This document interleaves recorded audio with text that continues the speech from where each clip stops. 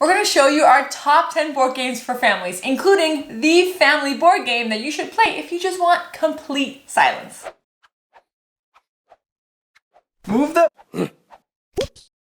First up is My Little Scythe. Here you're a pair of cute animal siblings looking to win the harvest tournament by finishing small assignments, making friends, and throwing pies. The game is a 1 to 6 player competitive strategy game that's inspired by the immensely popular and personal favorite, Scythe. To win the harvest tournament, you need to earn 4 trophies. So do you donate apples and gems to other players to rise up in friendship points and earn the friendship trophy? Or do you start a pie fight and try to win a trophy that way? There are 8 different ways to win a trophy in My Little Scythe, which includes gathering magic spells, completing quests, and making deliveries to the castle. Yeah, it's super fun and cute and like all this stuff. I want to play. Huh. I like this game because it's so stinking cute. You can totally let your big brother engage in pie fight after pie fight and then swoop in and win the game with just being nice and focusing on improving yourself. Yep, and while the kids might think that they're just trying to win the harvest tournament, what they don't realize is that they're being prepared for a lifetime of heavy-duty strategy games with mom and dad.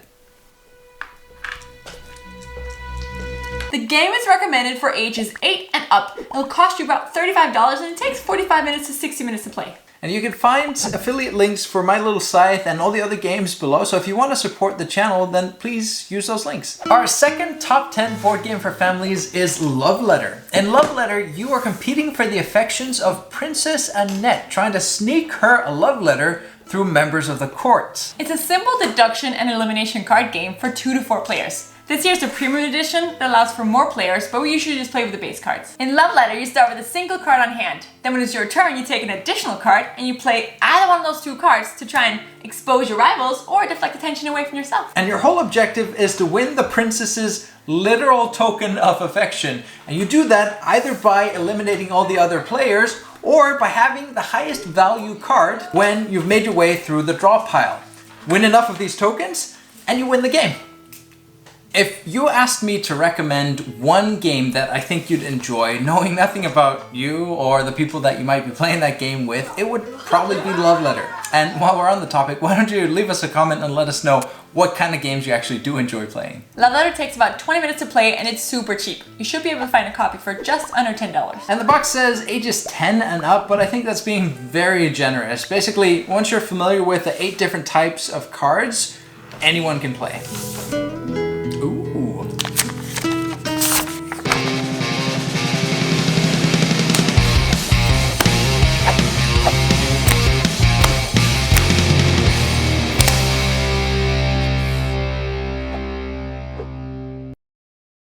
We do have another video coming out with our top 10 board games for kids. Well, there'll be loads of games they can definitely play on their own, but you'll also enjoy them. Yep. If you want to see more top 10 board game lists, then please subscribe and click the bell icon to be notified. You know how this stuff works. You've been on YouTube before. Our third game is King of Tokyo. Now in King of Tokyo, you are a giant monster fighting against other giant monsters trying to become the King of Tokyo. The game is a card drafting, dice rolling game for 2 to 6 players, and basically the coolest, craziest version of Yahtzee that you could imagine. In King of Tokyo, you take turns rolling and re-rolling a set of dice, going for either points, attacking, healing, or gaining energy cubes that allow you to get new monster abilities. Yep. Going into Tokyo gives you points, and while you're there, you can attack all of the other monsters at the same time. Also, the longer you stay in Tokyo, the more points you're able to rack up. But all the other monsters will be focused on you, targeting you, and you won't be able to heal while you're in the city. So you kind of have to decide how long you want to try to hang in there, racking up those points. Well, I'm in Tokyo, so I can't heal. But I can kill. Well, you got 9 life. I'm gonna die. The first monster to get to 20 points wins, or if you manage to eliminate all the other monsters, then obviously you're the King of Tokyo. The game is 30 minutes to play. It costs about $30. And while the box recommends 8 and up, I think you're probably fine playing this with most 6 to 7-year-olds. Top 10 board games for families, number 4. Is Santorini. Santorini is a highly accessible, pure strategy game for 2 to 4 players in which you play a Greek goddess or god competing to build a charming little village for the citizens of the beautiful Greek island.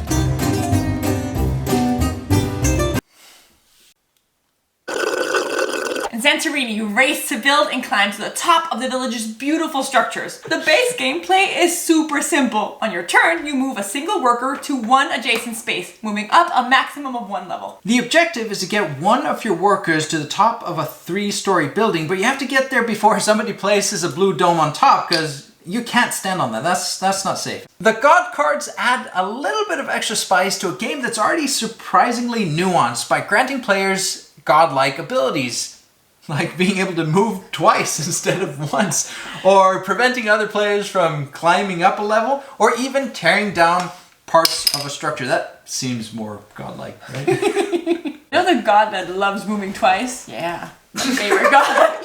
I really love this game because it is so simple just to learn and start playing.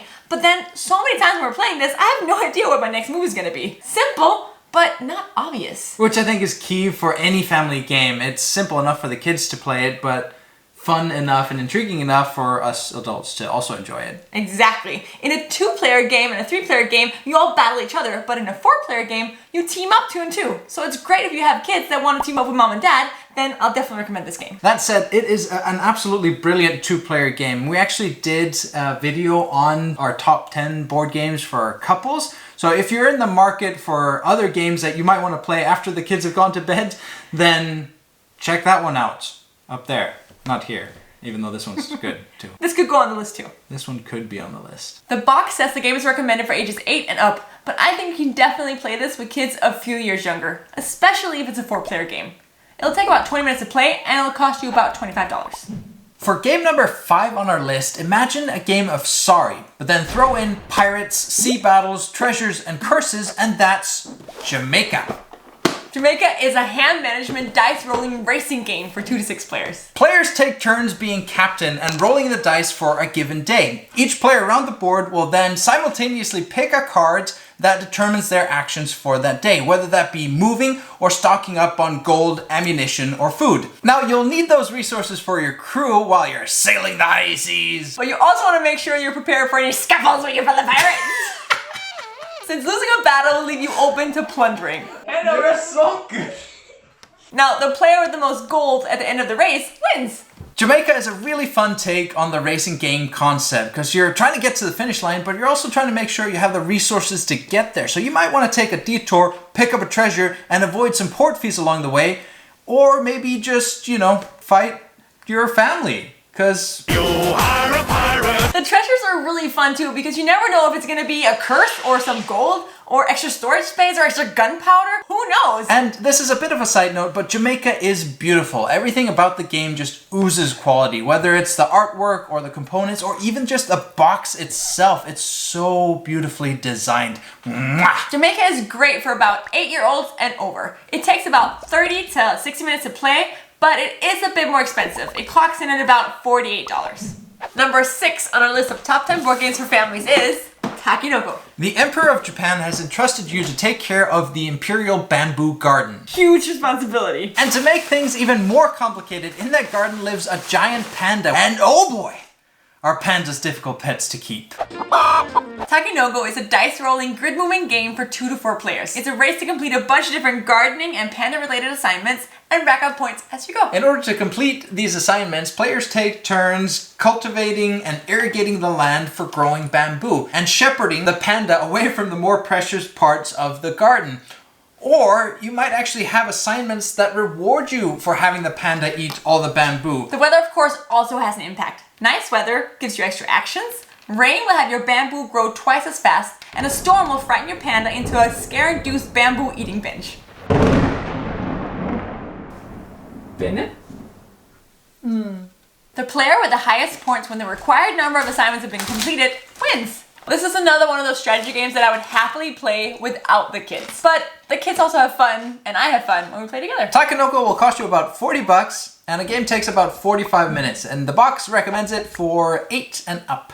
Number 7 on our list is Exploding Kittens. In a world full of kittens, you have to navigate your way through a series of ridiculous cat-related events to avoid encountering the worst kittens of them all. The explodey type. Uh-oh. Exploding Kittens is a last man standing hand management card game for 2 to 5 players. Players take turns drawing cards from the deck and trying not to explode. And that's basically what the whole game is about. Now, the cards on hand, they make it a bit more interesting. You might use a laser pointer to defuse one of those exploding kitten cards. You can look at the future and see what's coming.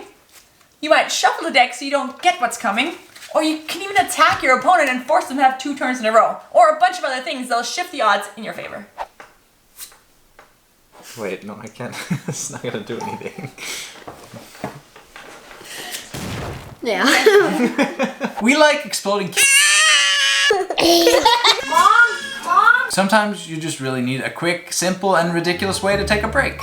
Exploding Kittens is good for around 8-year-olds and up.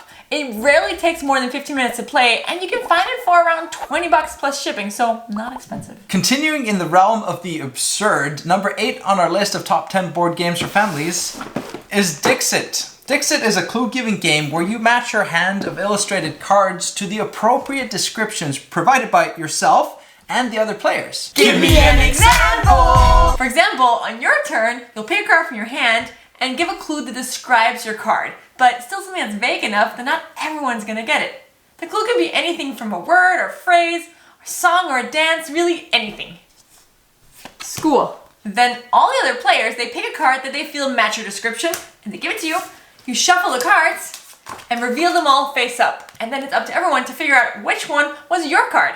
Now, you get points if somebody, but not everybody, picks your card. And I can also get points even though I'm not the storyteller if I manage to pick a card that is close enough to your original description that it tricks some of the other players to actually pick my card instead of yours. And every point you get is 1 hop on the way to victory. What makes this game work is the beautiful and ridiculous artwork. It's so detailed and nuanced that you're constantly noticing something different. What I also like about the game though is that sometimes it feels like you're on the exact same wavelength as another player, whereas other times it feels like everyone is speaking a completely different language.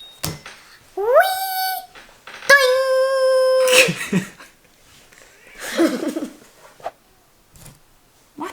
A game of Dixit takes about half an hour and you can usually find it for about $25 plus shipping. Now it's recommended for 8 and up, but you can play it with much younger kids. And honestly, when you have a group of kids that you're playing with, sometimes it feels like it gives them the upper hand compared to you, because you're just thinking like in rational, logical terms and they're, well, not. The 9th game on our list is Rhino Hero Super Battle. Now, This is it? Rhino Hero and his superhero frenemies are watching over our city. The higher they climb, the better of a lookout they have, but the buildings are not always super sturdy. No way. Yes way. Rhino Hero Super Battle is a 3D card stacking game for 2 to 4 players. Now, remember when you were a kid and you'd spend hours on end building like a house of cards to see how high you could build it? This is basically it, only it's easier to build a house of cards and you're battling your friends at the same time. In Rhino Hero Super Battle, you take turns adding walls and floors to this burgeoning skyscraper, following the very simple building instructions that are given on the floor tiles themselves. So that can be 1 wall, 2 walls, big walls, small walls. When you're done building, you roll this die to see how high up luck will have you climb, and to see if you need to battle your superhero friends for a lookout on that level. Now, the player who's the highest when the buildings collapse wins. Unless you're the one who makes it collapse, then everyone else wins. Oh, die. Okay. I'm already out.